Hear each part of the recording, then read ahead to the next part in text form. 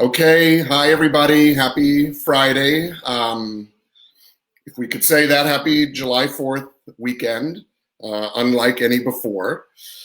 So we have a couple of special guests tonight, which is great because there are some important things that I want to talk about with everybody. And then I want to give you some news, give you some updates with what's happening, at Synergy and with the community.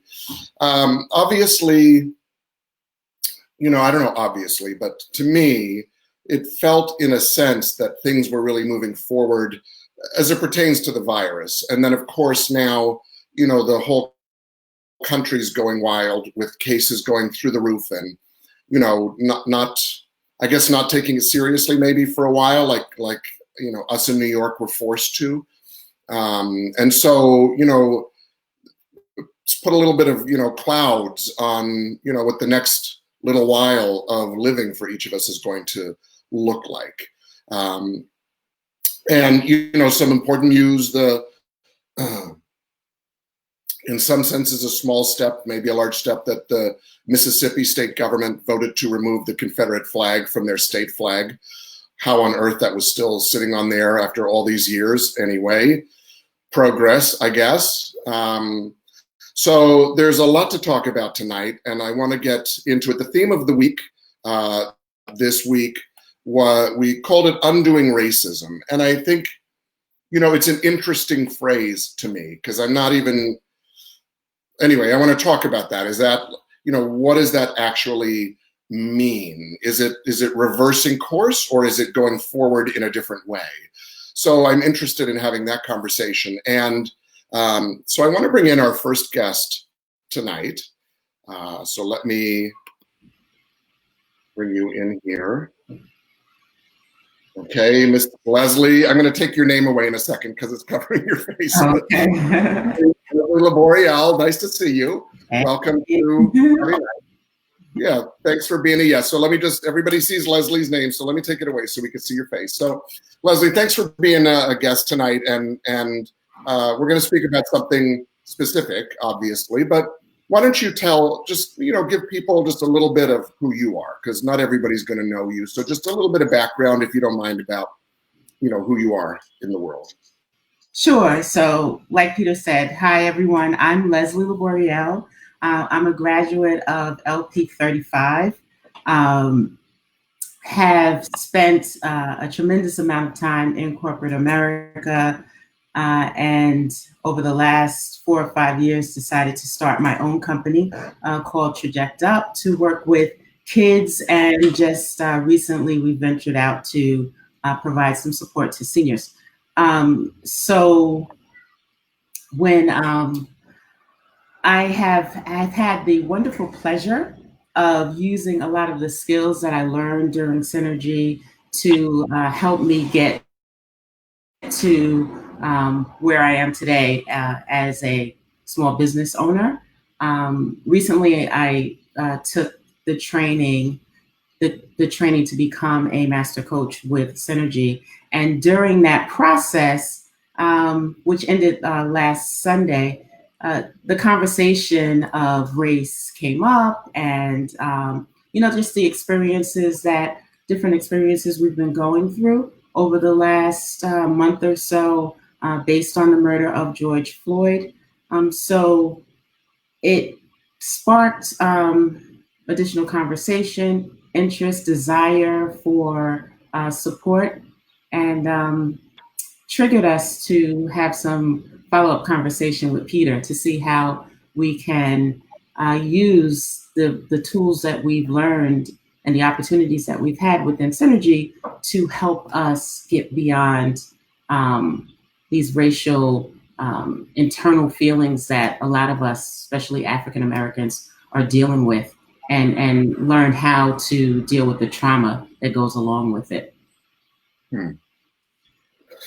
Okay, great. Thank you. Thank you for the background and sharing with us. And I'm glad that you were able to be in the Becoming a Master Coach series, because it's it's a free 3-day experience around your own coaching skills. And as you said, which I think everybody, it's like interesting to know. Yourself and Sherry Griffin, who was also in that coaching training, we're really bringing into the conversation, if you're going to be a master coach, are there biases of your own or one's own around race, around many other things, but around race, that should be addressed head on from a synergy point of view around who's not like a sense of who coaches and who doesn't, but to heighten awareness. If you're going to be a coach of someone who's, quote, different, what kind of sensitivity,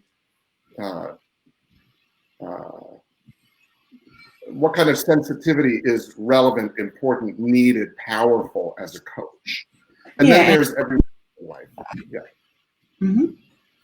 So, and on top of that, Peter, how are your current biases showing up in the feedback that you're providing during your coaching period? So it's when we use the term bias, it's something that we all have within. So understanding what those biases are and how they're being used in your daily life it's important, especially when you're trying to coach someone else and give them the sense of being and allowing them to be the best that they can possibly be. You don't want to have any reverse effects on them by introducing a lot of biases into the feedback that you provide. Yeah, as kind of innocent or ignorant without charge to the word, but however that might be for someone. And hi, everybody. Thank you for joining tonight. I see you commenting on the side, so welcome to Friday night. And I've heard this conversation recently in speaking with African American graduates, that there is a part, I'm not going to say this is true for everybody because I don't know, but I've heard it from more than one person, that there's a part of the African American experience that is understood among the community of African Americans, but is some part of it withheld when inside of Synergy or maybe other places in life, simply because what someone said to me, in bringing that into the conversation, then it requires explanation. And I don't want to explain every time I just talk about my life's experience. So it's easier just to maybe put it over there. I know what I'm talking about over there and leave it over there. But when I heard that for the first time, I was disappointed, actually, I think it's probably the right word, and disappointed that we hadn't created an environment within Synergy that could be whatever, that all of oneself could be included in the conversation. And so I'm very committed and interested in upping our awareness at Synergy so that it's a place where everybody who wants to come can come and feel 100% at home. And I know also the people who share this with me, they're saying it's not a knock on Synergy, and and I hope most people feel that way, but nonetheless, it's a missing in terms of like the whole experience for people that I'm committed to. Can I share with you an example of something very similar to what you're talking about? So during my basic, I don't know if you remember this, but by the end of basic or that Sunday, after going through so many different emotions with basic, and this really being my first experience with this type of workshop, I remember going home Saturday and saying to myself, I'm going to share on Sunday.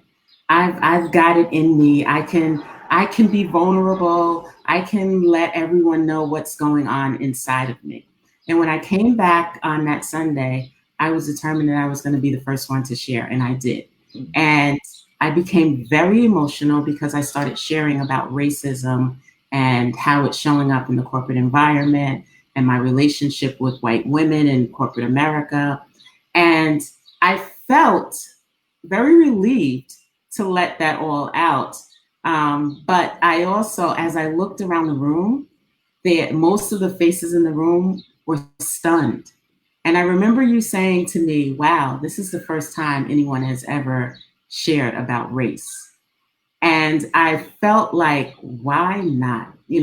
Why is it the first time? Because I know that I'm not the first, nor will I be the last that is experiencing this trauma around race in America.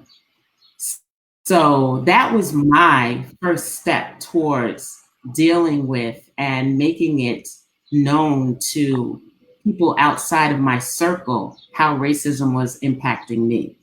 And from that point on, I have made a point to be more vocal and not for selfish reasons, for myself, to allow myself to heal because racism is extremely painful. And on top of the fact that I'm a mother of an African American son, and every parent wants the best for their children, and my goal is to be an advocate for him in a way that he does not have to experience the type of pain that I've experienced over the years.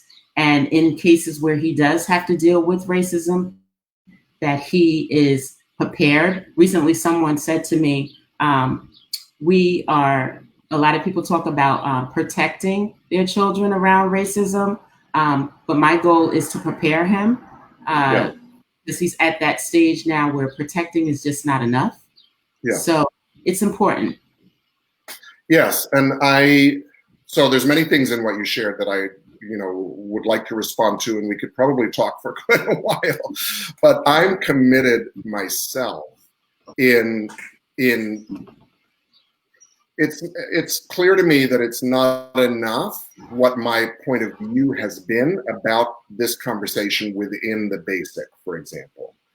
Because in my point of view, I see various components of the basic that are about the 100% connection we all have together, regardless of whatever else might be looking like over there, no matter how different over there looks. But it's not direct enough. And I think partly I am learning how to even bring that conversation up in the basic. That is direct and head on, which I'm not afraid to do it direct and head on. But I don't know, but I'm gonna figure out, and I'm learning how to introduce that conversation in a way that opens something up and doesn't stick people into like corners of being righteous or positional about their opinion. And so, anyway, I'm grateful that you brought that up, and I wanna, let's also share, Leslie, with, we've been cooking up a stew a little bit in the background. So if you want to talk a little bit about the task force that we're creating and so Leslie and Sherry Griffin came to me and asked about creating a task force. So why don't you share a little bit about your thoughts on that matter? Sure. So I guess the goal is to create a task force amongst Synergy graduates that can come up with ideas of how Synergy can create training around undoing racism and creating an environment that helps people address head on and move beyond the trauma that they're currently dealing with. And we've thrown out a couple of different ideas. I think the first step is to have a group meeting to collaborate and come up with some questions and share it. My thought is to share that information with all of the Synergy graduates and get some feedback of what they think a undoing racism training class would look like if it came from Synergy.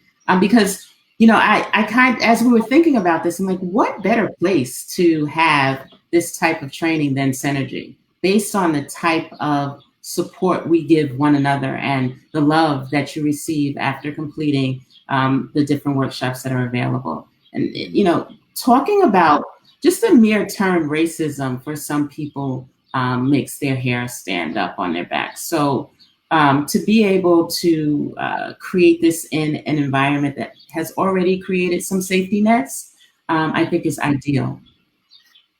Great. And I think I mentioned this to you too, but Nicole and I were talking about this some weeks back, maybe a month or more, And she said kind of what you said, if Synergy is not going to take this on, then who is? Or rather, why not you? Why not you take it on and create that conversation? So ultimately, what do you see as the result that you want to create? Oh, okay. So I envision this 4 or 5 day workshop, and Wow. really not only focusing on racism, but each day addressing a different type of ism that's happening in our country. Because, it's racism is in the forefront, and definitely it's dear to me because of the pain that I experienced. But there's so many other isms that are happening in our country that are impacting people's lives and not allowing them to be the best that they can possibly be. Yeah. So to be able to create something around each one of them would be ideal for me. That's great. It's great. And so since we brought up the task force, just so people know, a lot of Stephanie Maslow Blackman put the idea of this into the newsletter this week. And I've asked for anybody who's interested to let me know. And I've had lots of people responding. And I'm also thrilled to say lots of white people responding because they want to be a part of the conversation and the discussion. We are, just so that everybody is aware, we're limiting the size of the conversation, at least to begin. And as Leslie said, I think that probably one of the things that will come out of it to begin with is something that everybody can participate in, which will be some version of survey or feedback. So we're very interested in that. And I really see a transformation possible.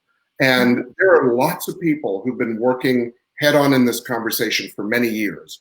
I remember, Robin and I talking about this 20 years ago, with workshops that are happening. And in fact, I just signed up for one next week, which is an hour long about undoing racism. So there's a lot of people making efforts right now to educate all of us around, what we may not have experienced or not what we have not experienced and never will, but also how to understand that a little bit differently than we've understood it before and be more informed.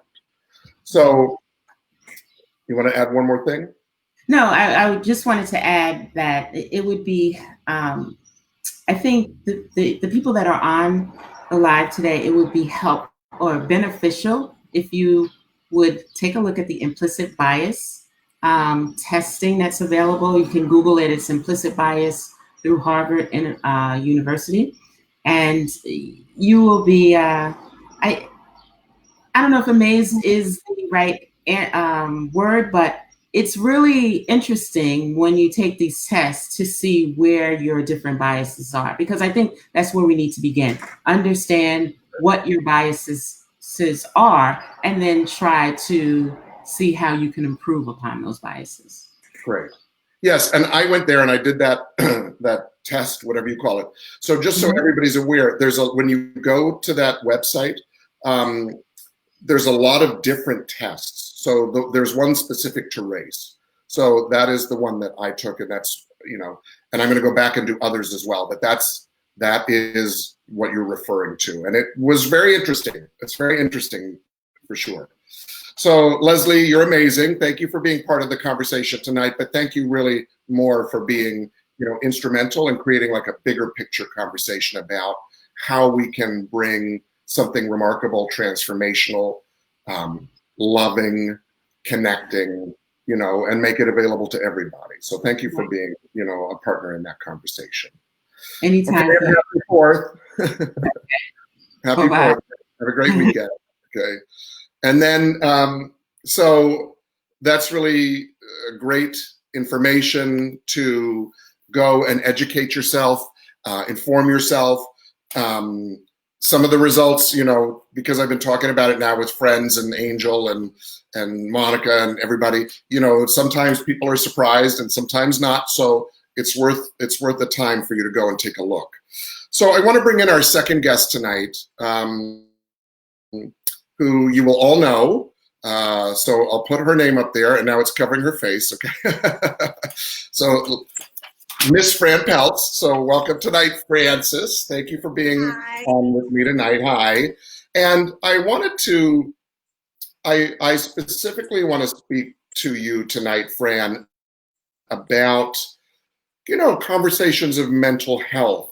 But also like as it relates to all of us, like coping, what people are dealing with, as a therapist. So first of all, after having been a therapist for as long as you have, and now navigating this moment with your clients, you're so experienced around, what it is to be a human being and how issues that get us stuck or stopped can impact the way that life is for any one of us. And you've been doing that for many years. And then also for the last decade, you've been a stand with me and with us around synergies work and coached countless times and co-led mastery with me. And, and you've just done so many different things, and you're always learning and you're always going to courses, and now you could do hypnosis. And you're like, there's so many things that you do and you're always wanting to learn, which is impressive. But I guess my point in that is that you've gathered so much experience and understanding over this time. And now throw in over the last, 4 or 5 months, this COVID experience, and now all the conversations of race that are present in the world today. So what are some of the things that you would say you're hearing from people most right now as challenges or obstacles or issues, like as in general? Okay, now that we're going on the 5th month of living in a different world, people are really talking more about the uncertainty of what the future is going to be. Like, it's Yes. not only when am I going to be able to socialize and go out, but when am I going to be able to plan for what's next for me? People feel very stuck, and that's creating a lot of fear and anxiety of, are they going to have a job? Are they going to be able to be with their families again? Are they going to be able to just do things spontaneously? So there's that uncertainty of the here and now and the uncertainty of the future. Also, people are scared of the economy. Some of the people that I'm working with, including my friends, some people have taken a pay cut. Some people have lost their jobs. People are so frightened of, like, is their life ever going to be normal again? And And one of the things that, what? can I ask you, what do you say to those things? How do you respond to that? Well, because I'm living it with them, it's not like something I'm hearing. I'm also a part of what is going on in the world. So I kind of just agree. Yeah, there's a lot of uncertainty. But how do we focus on the here and now of what you are able to control? And I always remind people of that they've had resources that they've relied on in the past when there was a crisis that they had to face. And that resource could be compassion, it could be their resilience, it could be humor, it could be, how they interact with people, that they should tap on some of those places that they've used to cope as a way of dealing with the uncertainty. But living it with them, I don't ever want to take away the feelings, but alongside of the feelings of fear and like what's next, have them look at like what's in front of them right now. Like, what can they focus on in the present moment that they can control? We don't know what's going to happen in a month from now. We don't know if there's going to be another surge. We don't know what's going to happen, even just with a lot of the protesting and the racism that's going on in the world. But we do know that we can control what's going on in our present day life for today. And that's what I have people look at, and it's also a time of reflection, to really look at, like, we have all this time at our hands that we always say we don't have enough time to do anything, but now we have all of this time to think about what is really next for us. And I found that a lot of people, my friends, myself, my patients, are now looking at like what they want their legacy to be, you know. And I use a lot of what we do in mastery and in leadership, like what is next for you? What is your goals? And even though you may not see your having a time frame of when you're going to be able to achieve it, at least you can go through some of the steps of what you can take charge of in your life right now. It really, it's motivating and it's encouraging. Yeah, because I mean, I know for myself, there's been, if I look at it, there's been some component of experience of like holding my breath. So I'm going to hold my breath, and one day the doors will open and we can go back to life as we knew it. But it's now, it's been uncertain, and it's like double down in uncertainty once again. So the holding breath thing doesn't, you can't hold your breath forever. So are there any, you kind of just shared a little bit just then, but any coping, tips or, any coaching around resilience, anything around self-care, anything that you have found over this time that your clients, would come back to you and say that really, worked, or that was really supportive? Really very simple things. To really be, make sure that you're taking care of your nutritional needs, eating healthy, exercising, doing those kinds of things will decrease anxiety, and it will kind of increase motivation. So that's something that's very simple. Also, like, doing things that are going to give you pleasure, like watch a movie, and the most important thing is I tell people, yes, we might be isolated, but we're not really socially isolated, to really have contact. And I don't just mean contact with family and friends via the phone. It is so important that we see a face on the other end. So that's FaceTime or Zoom. So when you're talking about your mixed feelings of sometimes feeling lonely or sad or even joy, you're seeing someone on the other end mirroring that emotion for you. And that is so, so important to kind of really feel like you're connecting with another person. So those are some of the very, very simple things. I also work with people, including myself. I do breathing exercises. I think about every morning what I can control for today and what will give me joy. And I make sure that I try to do one of those things, and that's all to take back some of the control in your life, because we don't have control of what's going on in the world. So those are different daily coping mechanisms. And to me, the most important thing is gratitude. Yeah. To really look at, like, what are you grateful for? Now, some people could be grateful that they have a job. Yes, they're working from home, but now they're spending more time with family. Or they could just be grateful that they have contact, they still have contact with their friends and family. Or grateful that they're eating good food. Whatever it is for every single morning and night to really look at, like, what do I have gratitude about? To me, that is very grounding, and it really helps people get through the uncertainty and the fear and the what's next. Great. And I think when this all started for most of us back in March, it's certainly been on the news prior, but when our lives changed, that sense of community that we've all created together at Synergy became became an of course for me about how to move through this moment in the best way that we can.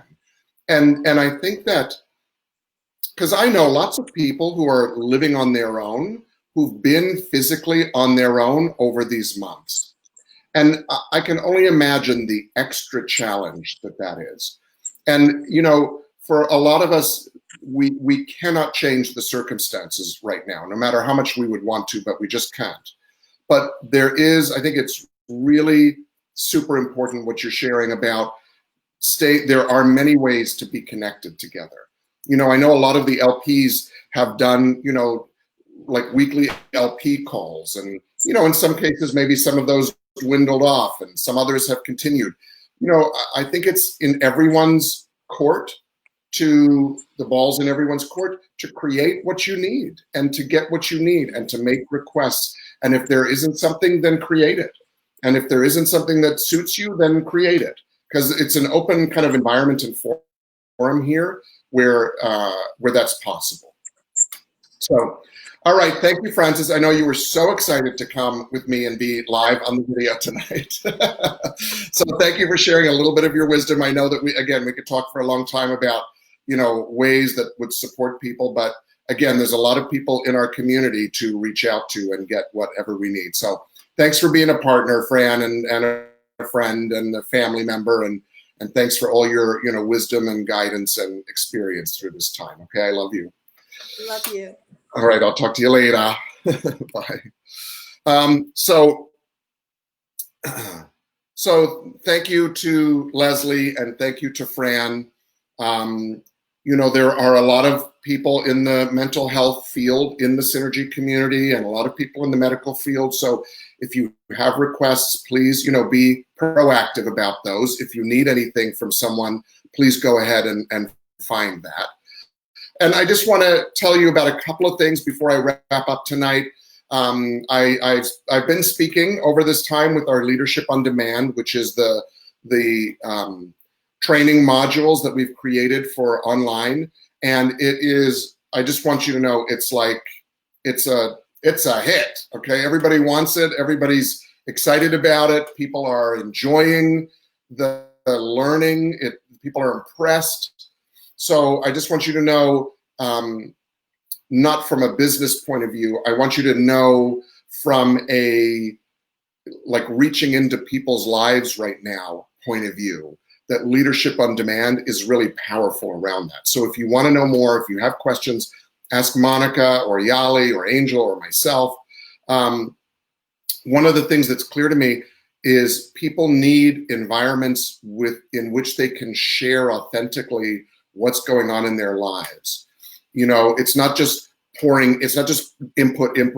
It's really an environment that we create in that setting that gives people the chance to also kind of empty their bucket a little bit. So if you're interested, let us know and we'll, give you more information around that.